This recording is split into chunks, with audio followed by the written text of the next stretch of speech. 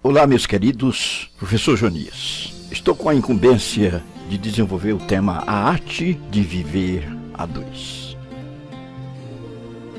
Viver a dois é uma arte, uma verdadeira arte. O casal aspirante ao casamento, nos primórdios, tudo é muito bom. Vive as mil maravilhas, é meu bem pra cá, meu bem pra lá, é um grande amor. Quando se casam, com o passar do tempo, aí é meus bens pra cá, meus bens pra lá.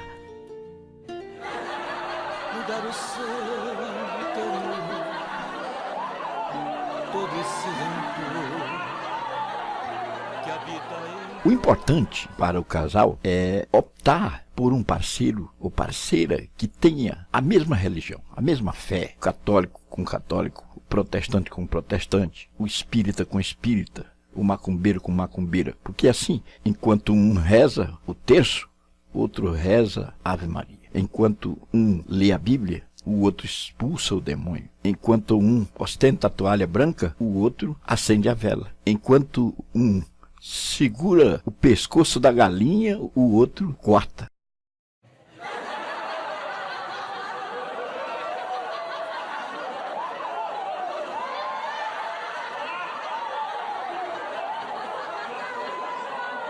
E aí, viver a dois é uma verdadeira arte. E quando há união, aí o Senhor ordena a bênção para sempre. Salmo 133. Vamos ao texto bíblico. João, capítulo 2, verso 2.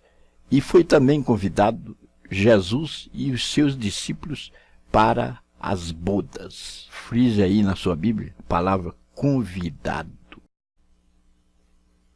Para que você tenha um casamento feliz, é necessário que você faça o convite a alguns elementos indispensáveis. E quem escolhe os convidados para um casamento? Quem escolhe são os noivos, a noiva e o noivo que se reúnem e decidem e dizem, vamos escolher fulano, beltrano. Se a noiva ou o noivo não quiser determinada pessoa, essa pessoa não vai estar presente. Então, quem escolhe são os noivos. Os convidados indispensáveis ao seu casamento, portanto. O primeiro personagem indispensável ao seu casamento deve ser Jesus. Jesus é o teu amigo mais chegado. Jesus é o teu Senhor, Jesus é o teu Salvador. Quando Jesus chega, ele dissipa as trevas, as dissensões, dissipa a perfídia, a traição. Quando Jesus está presente, tudo vai bem, ele é alegre, ele é descontraído. Jesus nos encaminha bem na senda desta vida. Quando nós temos Jesus como convidado especial para o nosso casamento, nós vamos nos sair bem diante das situações de adversidade. Jesus é a resplandecente estrela da manhã, cujo fulgor dissipa as densas trevas da nossa vida. Jesus dá um toque de requinte e embelezamento ao nosso casamento. Jesus, ele é o personagem mais alvissareiro e que precisa ser convidado para o nosso casamento. Quem convida Jesus para o seu casamento e o tem durante todo o seu casamento é feliz. Jesus é o centro de todo o bem e de toda a felicidade. Jesus, ele é primordial, que deve ser convidado para o nosso casamento.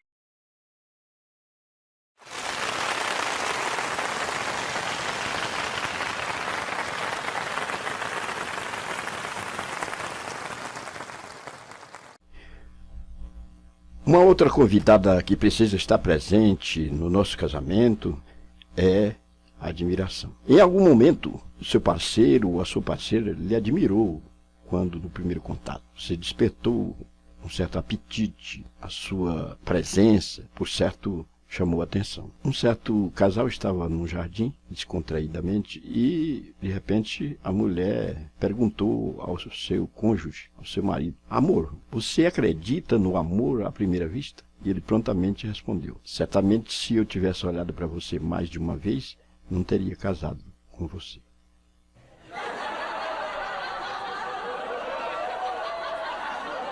Tá aí, que grande contraste. Precisamos cultivar a admiração. Certamente que o nosso parceiro ou a nossa parceira nos despertou um certo apetite para a sensualidade ou abriu uma janela para o amor. em um dado momento. Você precisa cultivar o elogio para com o seu cônjuge. As mulheres têm a cabeça bem compartimentada, elas pensam muitas coisas ao mesmo tempo e gostam de ser elogiadas, de serem amadas. Enquanto que o homem é mais cabeça com 2 compartimentos apenas. Tem uma caixa do nada e tem uma caixa grande do sexo. Ele pensa. Mas as mulheres são diferentes, elas conseguem fazer várias coisas ao mesmo tempo, conseguem desenvolver várias coisas e gostam de criação, gostam de ser admiradas. As mulheres gostam de ser amadas, elas gostam de ser bajuladas. Com certeza, ela precisa da sua admiração. Você deve, até para criticar, saber fazer. E eu falo aqui do elogio, não o elogio falso ou fingido, mas o elogio sincero. E quando for fazer uma crítica, que faça para o bem, uma crítica construtiva.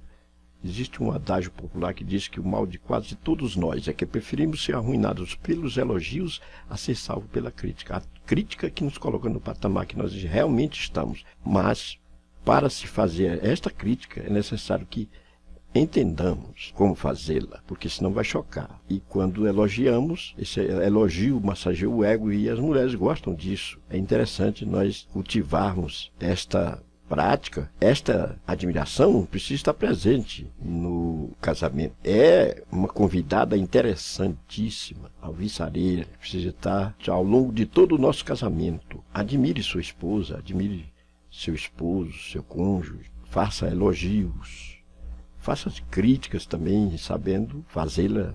A crítica bem feita e construtiva é muito útil.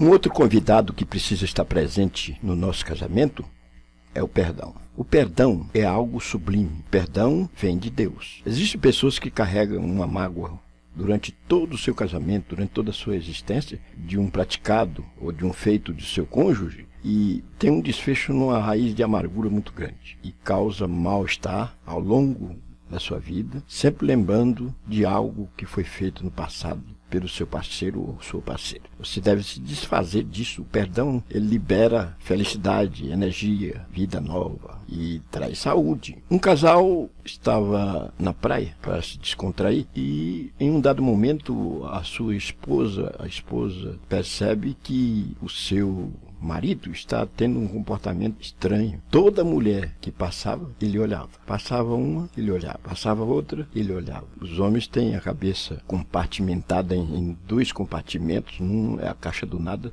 e no outro é do sexo. Eles olham, gostam. E a mulher se intrigou com aquilo, deu um tapa na cara do seu marido e disse assim: mas vocês, homens, são todos iguais. Iguais. E o marido disse: perdoa-me, é que vocês mulheres, todas são diferentes. É assim, as pequenas brigas começam e aí vão aparecendo as rixas e vai ficando a raiz de amargura e vai ficando a mágoa e vai acontecendo um fenômeno inexplicável no seu interior. Você vai ficando amargurado ou amargurada, sempre se lembrando daquilo que foi feito outrora. E tem gente que não consegue esquecer, fica sempre lembrando. Você deve liberar o perdão se quiser ter um casamento feliz. O perdão é um convidado indispensável para se ter uma boa convivência.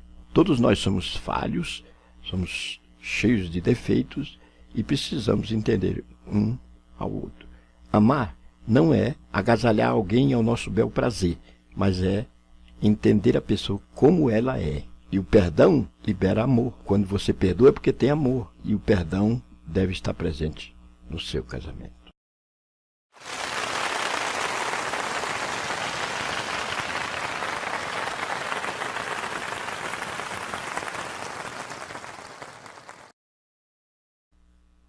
Temos o exemplo do ódio arraigado no coração na pessoa de Herodias.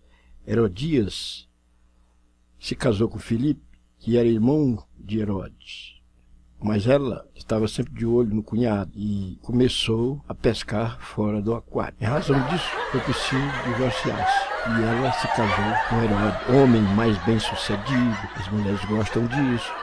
E ela efetivou um casamento pernicioso. João Batista reprovou e repreendeu publicamente essa atitude. Ela criou um ódio tão grande no seu coração a ponto de desejar matar João Batista. Certa feita, sua filha Salomé, oriundo do casamento com Filipe, dançou na presença do rei Herodes e ele se agradou muito e lhe disse: pede-me até a metade do meu reino e te darei. E ela pensou que iria pedir e sua mãe Herodias orientou Salomé a pedir a cabeça de João Batista num prato. Veja bem, a atitude maliciosa, maldosa de Herodias, que tinha guardado no seu coração uma mágoa porque João Batista tinha repreendido publicamente essa atitude e esse casamento indevido. Isso lhe foi feito, a cabeça de João Batista foi trazida. Mas a lição que ficou aqui é a lição da troca da felicidade pela infelicidade. Ela tinha tudo.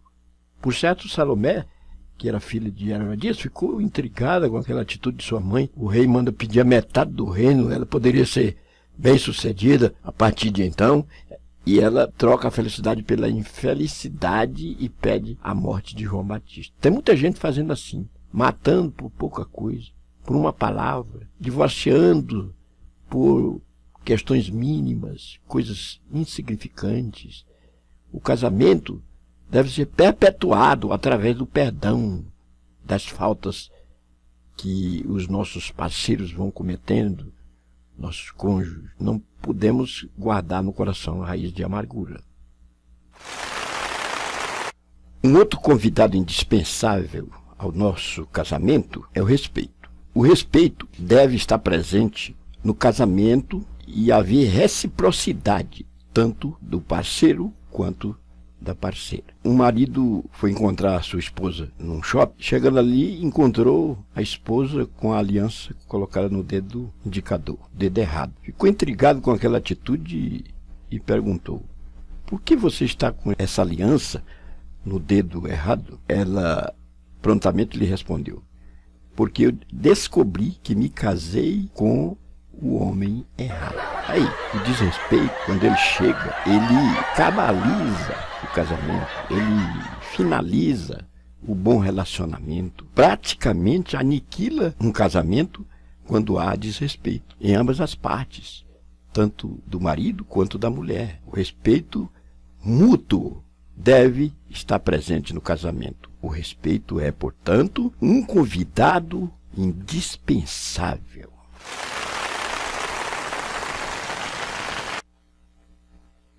Um outro convidado indispensável ao nosso casamento é o prazer. Precisamos entender que, quando estamos casados, nós dependemos um do outro. Um parceiro depende do outro. Ambos trabalham, quer seja numa empresa ou em casa, e ambos precisam do prazer. Podemos desfrutar dos prazeres da vida sem pecarmos. A Bíblia fala: goza com a mulher da tua mocidade. Precisamos entender que nós só seremos realizados se tivermos prazer.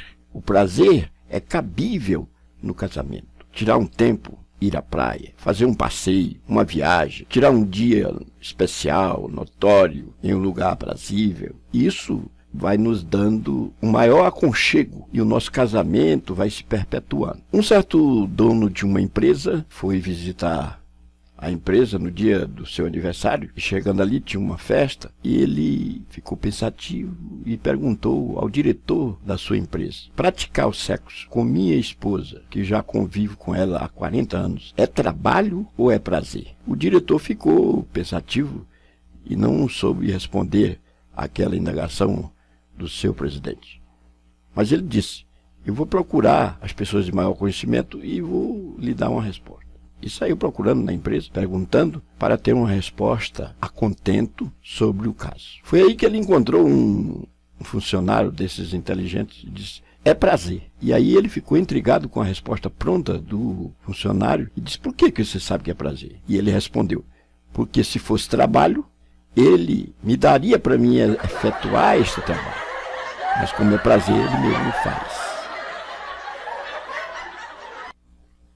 Um outro convidado indispensável ao nosso casamento, ou ao casamento, é o sexo. O sexo está bem relacionado com o prazer. Sexo é uma necessidade. O sexo deve ser feito no casamento. Não é permitido se fazer sexo fora do casamento. Deus não quer que façamos sexo fora do casamento. Quem faz sexo fora do casamento comete fornicação. Ou então, se for casado, pratica a cópula com um parceiro que não é o seu cônjuge, ele comete adultério. Então, a fornicação se dá quando a pessoa não é casada e pratica sexo. Quando a pessoa é casada e pratica sexo, comete adultério. Deus não quer essa prática sem a regulação do casamento. Mas também Deus fica muito aborrecido com quem não pratica o sexo depois do casamento. Quer dizer, essa prática deve ser desenvolvida ao longo do casamento. E há quem diga que o casamento depende muito do sexo. Evidentemente que tanto o parceiro como a parceira querem obter prazer, querem ter sexo. E há uma necessidade da prática do sexo. Então, pratique o sexo com o seu parceiro, com a sua parceira. Se você já está aí com 40 anos de relacionamento, já está na rotina, procure uma forma de sair da rotina. Existem muitas formas que dão uma nova perspectiva, abra o leque e desenvolva formas que possam lhe trazer prazer no sexo. O sexo precisa ser praticado. E Deus, ele, através do casamento, honra o sexo. A procriação, os filhos virão através da prática do sexo. Há quem diga que o sexo para o casamento é meio caminho andado. Quando há uma prática saudável do sexo, aí então o casamento vai se perpetuando. É uma forma de prazer no casamento, o sexo. Portanto, é um convidado indispensável ao casamento, o sexo, a prática. O casamento deve ser com o sexo oposto.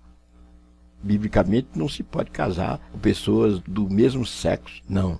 Tem que ser de sexo oposto. E aí tem a aprovação de Deus, a realização do prazer, a procriação de filhos, de proles e o crescimento da humanidade conforme o Senhor quer que seja feito. Meu caríssimo irmão internauta, casado, sexo masculino ou feminino, deixo este vídeo aqui, não querendo esgotar todo o conhecimento nessa área, mas para uma orientação. E que você que é casado ou que é aspirante ao casamento, precisa entender que conviver a dois é uma verdadeira arte. Você tem que fazer um verdadeiro malabarismo, jogo de cintura, para satisfazer o seu parceiro. Você precisa fazer alguns convidados para o seu casamento. E esses convidados precisam estar presentes durante o seu casamento, ao longo do seu casamento. O personagem mais alvissareiro é Jesus. Com Jesus, teremos um casamento saudável e feliz. A admiração precisa ser cultivada, as pessoas desejam ser respeitadas e admiradas. O incentivo é muito bom, tanto do parceiro quanto da parceira. Precisamos do perdão. Não podemos cultivar a raiz de amargura em nosso coração. Precisamos nos desfazer da amargura e da mágoa através do perdão. O respeito mútuo, a reciprocidade no respeito é uma necessidade para a perpetuação do casamento. O respeito é um elemento indispensável. Prazer é outro elemento. É outro convidado que permanentemente precisa estar no nosso casamento. Precisamos sair da rotina, quebrar a mornidão, nos satisfazer, desfrutar de prazeres e nesse convívio a dois. Os parceiros se satisfazem e se sentem realizados e têm prazer em viver. O sexo é uma forma de prazer necessária, amparada por Deus, com a especificidade da criação de proles, filhos, para a proliferação da humanidade. Que Deus nos abençoe.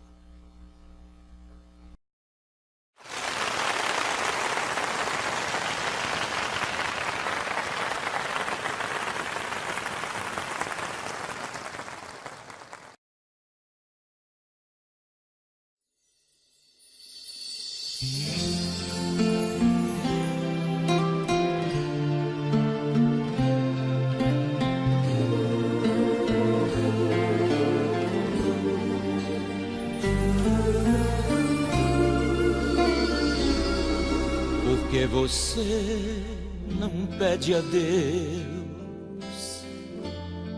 para transformar seu coração, mudar o seu interior, todo esse rancor que habita em você?